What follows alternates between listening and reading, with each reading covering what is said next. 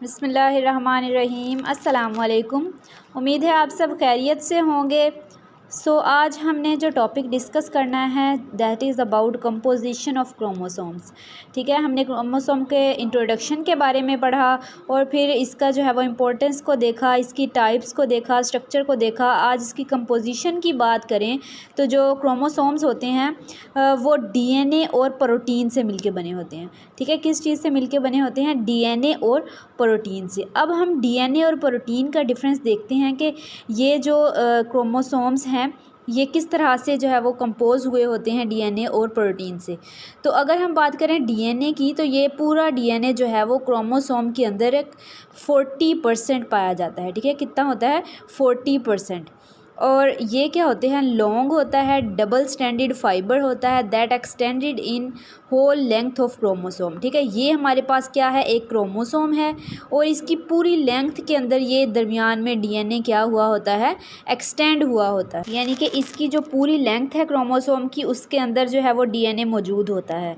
ठीक है, चार्ज होता है वो नेगेटिव होता है। किसकी वजह से होता है नेगेटिव चार्ज? फास्फेट की वजह से। इसके अंदर फास्फेट मौजूद होता है। ठीक है, जैसे हम अगर डीएनए की आगे कंपोजिशन को देखेंगे तो इसमें फॉस्फेट होता है, ऐड होता है, तो इस वजह से इसका जो चार्ज है वो क्या है? नेगेटिव है। अगर इस क्रोमोसोम की लेंथ की बात करें, डीएनए की लेंथ की बात करें तो ये क्या है? 5 सेंटीमीटर है। ठीक है, और इसमें जो है वो न्यूक्लियोटाइड्स पाए जाते हैं। क्या पाए जाते हैं? न्यूक्लियोटाइड्स पाए जाते हैं और वो कितने हैं? 140 मिलियन न्यूक्लियोटाइड्स पाए जाते हैं। और ये जो न्यूक्लियोटाइड्स हैं अगर इनकी बात करें तो हमारे पास 280 जो बुक्स हैं उनमें इनका डाटा लिखा जा सकता है। ये जो इतने ज़्यादा न्यूक्लियोटाइड्स हैं अगर हम इसको जो है वो बुक की फॉर्म में लिखना स्टार्ट करें तो कितनी बुक्स बनेंगी? 280 बुक्स बनेंगी। और हर जो है वो बुक कितने पेजेस पे मुश्तमिल होगी? 1000 पेजेस। हर बुक के 1000 पेज होंगे, 1000 पेजेस ऑफ ईच बुक, और 500 वर्ड्स होंगे हर पेज के ऊपर। ठीक है, तो इतना ज़्यादा डाटा है हमारे पास डीएनए का जो उसमें न्यूक्लियोटाइड्स मौजूद होते हैं कि हम कितनी बुक्स राइट कर सकते हैं? 280 बुक्स राइट कर सकते हैं। और हर जो है वो बुक के 1000 पेज होंगे और हर पेज पे कितने वर्ड्स होंगे? 500 वर्ड्स होंगे। इसी तरह अगर हम बात करें प्रोटीन की, हिस्टोन प्रोटीन्स की, डीएनए को हमने देखा। अब हिस्टोन प्रोटीन जो है वो क्रोमोसोम के अंदर 60% प्रोटीन होती है। ठीक है, क्रोमोसोम का पार्ट जो है वो 60% क्या होती है? प्रोटीन होती है। इसकी जो टाइप्स हैं वो है H1, H2A, H2B, H4 and H5। ठीक है, अब ये जो H1 है ये इसकी 5 टाइप्स हैं। ये जो H1 है ये क्या करती है? ये लिंकर हिस्टोन प्रोटीन है। ठीक है, ये क्या है? ये लिंकर हिस्टोन प्रोटीन कहलाती है। और इनके ऊपर जो है वो पॉजिटिव चार्ज होता है। पॉजिटिव चार्ज किस वजह से होता है? इनके अंदर बेसिक अमाइनो एसिड्स मौजूद होते हैं जो कि कौन से हैं? आर्जिनिन और लाइजीन। आर्जिनिन और लाइजीन की वजह से जो है वो इनके अंदर क्या होता है? पॉजिटिव चार्ज होता है। और अगर बात करें कि ये जो है वो 8 इस तरह से कोर ऑफ 8 हिस्टोन प्रोटीन्स होती हैं। 8 हिस्टोन प्रोटीन्स इस तरह से होती हैं और इनके ऊपर ये जो है वो डीएनए जो है वो लिपटा हुआ होता है। और ये डीएनए जो है वो इसमें कितने न्यूक्लियोटाइड्स इन्वॉल्व होते हैं? 200 न्यूक्लियोटाइड्स। ये जो डीएनए कॉइल हुआ है इसको कॉइल करने में कितने न्यूक्लियोटाइड हेल्प आउट कर रहे हैं? 200 न्यूक्लियोटाइड्स। ठीक है, ये क्या है? कोर ऑफ 8 हिस्टोन प्रोटीन्स है जिसे ऑक्टामर भी कहते हैं।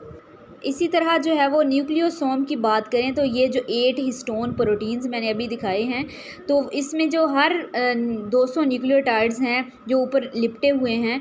DNA duplex is coiled around a core of 8 proteins forming a complex.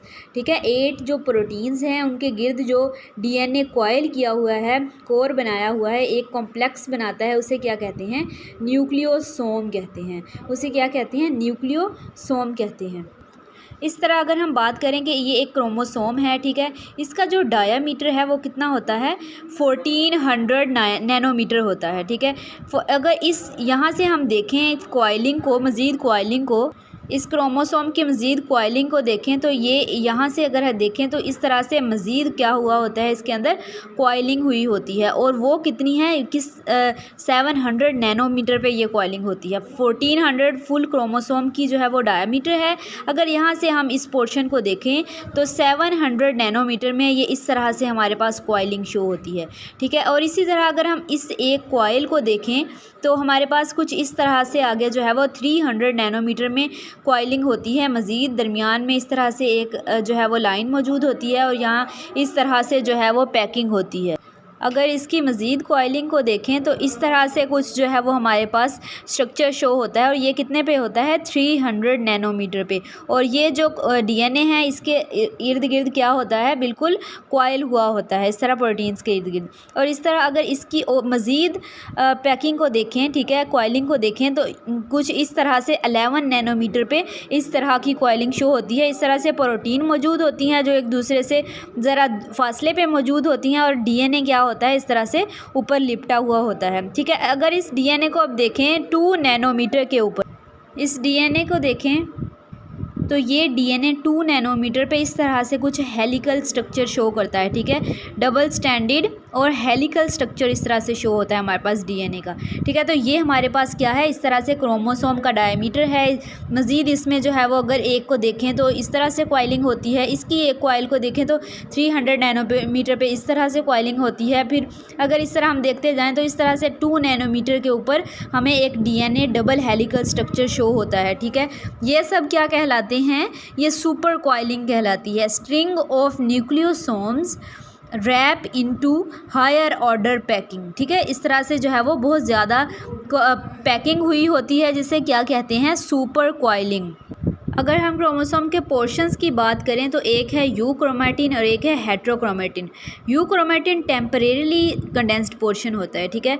और वो किस वक्त जो है वो कंडेंस होता है, पहले वैसे ही मौजूद होता है लेकिन जब सेल डिवीजन होती है तो वो क्या हो जाता है, कंडेंस हो जाता है। लेकिन जो हेट्रोक्रोमैटिन है ये हाईली कंडेंस होता है और परमानेंटली कंडेंस होता है।